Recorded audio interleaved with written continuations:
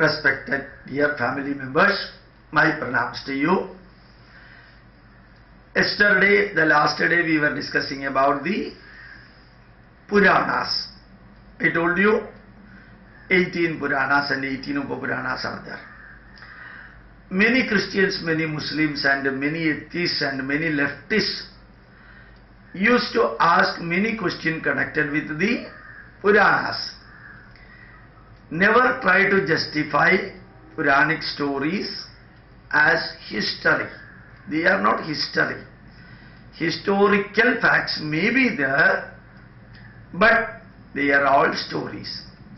Highly exaggerated stories will be there in Puranas. Same stories might have explained in different ways, and the ultimate aim of each story of Purana is to convey you the message of good life, dharmic life.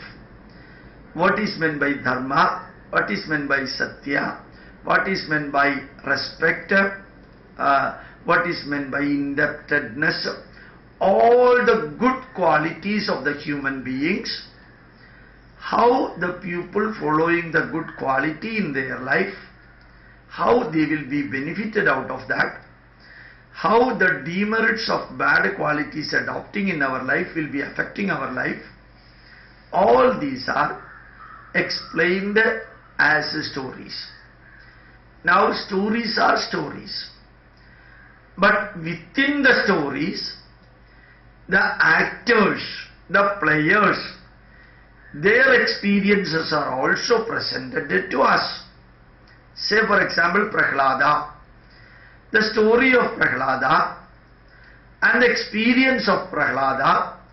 Prahlada might not have lived in this world. It may be a story, player or a character. But the story of Prahlada, what happened to Prahlada, how he could show the moral values to the world, even if his father was doing very bad, a son who never followed the bad quality of the father. That is the message that we have to learn from Prahlada's story. And the experience of Prahlada, that is also important for the reader of the Puranas. How much Prahlada suffered to keep his conviction, to keep the values in the life, and how dharmic way Prahlada lived. He never deviated from dharma, even though his father forced him all the possible way, tortured him, but still Prahlada did not deviate from the dharmic pathway. So what we have to learn is the outcome of the story.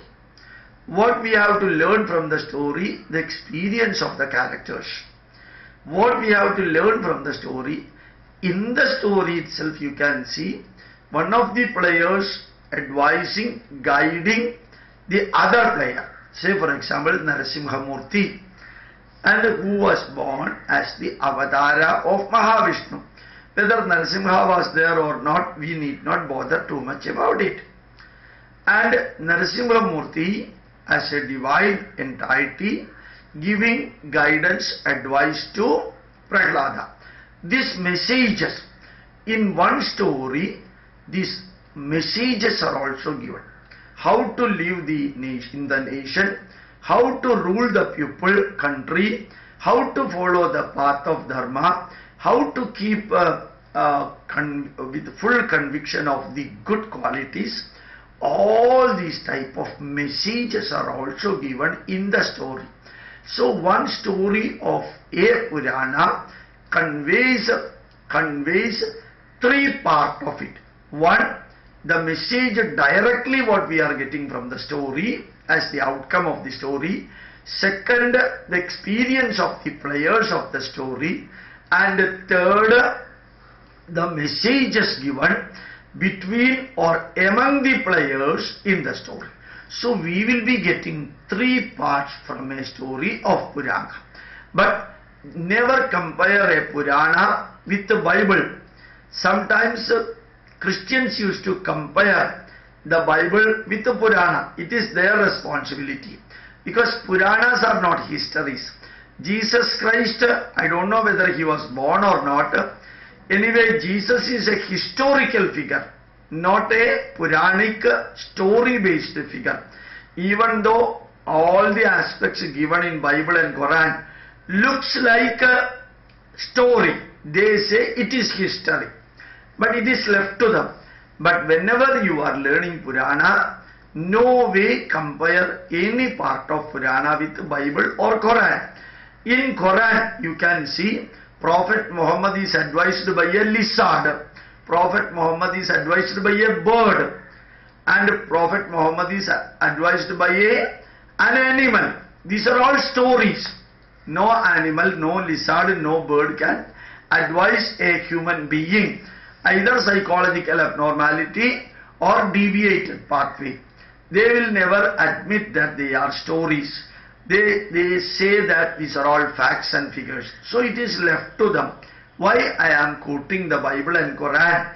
Specifically to inform you that whenever you are learning Hindu literature, learn without comparing the Puranas with other literature. Don't compare Ramayana with other religious literature. Don't compare Mahabharata with other religious literature. Don't compare Vedas or Upanishad with other religious literature of other religion, because it is written entirely different way. No way these could be connected. You cannot compare the mango. You cannot compare the mango with the grass. If you want to compare the mango, you compare the mango with another fruit, not with the grass, not with some river, because these two are different entity altogether.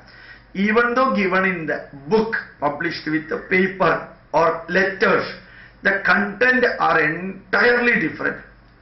So Puranas explain about a Rakshasa, story of Rakshasa.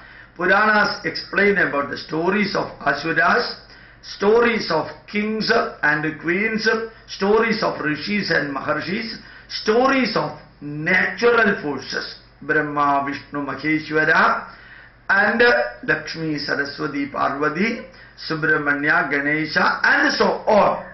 So remember, they are all nature. Directly, as I told you in the previous day, they are all the natural forces. Say for example, we worship Vidya, knowledge, as an entity of a woman.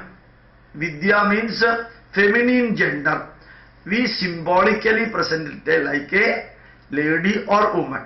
Lakshmi, Aishwarya Devada, Vidya Devada, Shakti Devada, Shakti Aradhana. All these three are symbolically presented in the feminine gender. Srishti, Sthiti, Samharam. Srishti, creation. Sthiti, maintenance. Samharam, annihilation. These are also natural forces. You cannot see an individual like Mahavishnu having 75 kilogram weight, 173 centimeter height, or 43 inch chest like that. They are not human beings. So we say Trimurti Sankalpa. Sankalpa means arbitrarily and gloriously fixing the symbolic presentation of the nature. And Ganapati is also symbolic presentation. Subramanian is also symbolic presentation. That we will be explaining later. Lord Shiva, either as a Shivalinga, miniature form of Mount Kailash, or as a Tandava Nrittam, performing Rudra, Raudra Bhava, Rudra. All this we will be explaining later to the children. So here we are explaining Puranas. All the Puranas give you stories. You should learn the story, and from the story take the message. There any question asked about the story, it will be relevant only. The relevance of a story is to take the message of the story, experience of the story characters, players, and also messages given within the story. While they are discussing, the players discussing, one of the players will be guiding the other player. So that is the character based learning taking place through the Puranas. So now we will be going to Mahabharata. In the next class, when we are elevating from the level of Purana, people may be interested in listening to the stories. But remember that when you are growing up, you may not be that much interested in listening to the stories, because stories are meant for lower level people. So Puranas, after learning lot of stories, messages and experiences of the characters, you have to elevate it to the next level. For the Christians, only one level is the biblical level. You cannot go below Bible, you cannot go above Bible. For Muslims also only one Quran. It is meant for lower primary student, same Bible and Quran meant for upper primary, same Bible and Quran meant for 10th standard, for BSc, for MSc, graduate, postgraduate, PhD, or extremely intelligent person and 100% idiot. Only one book is available for them. They think and they say that everything is available in Bible.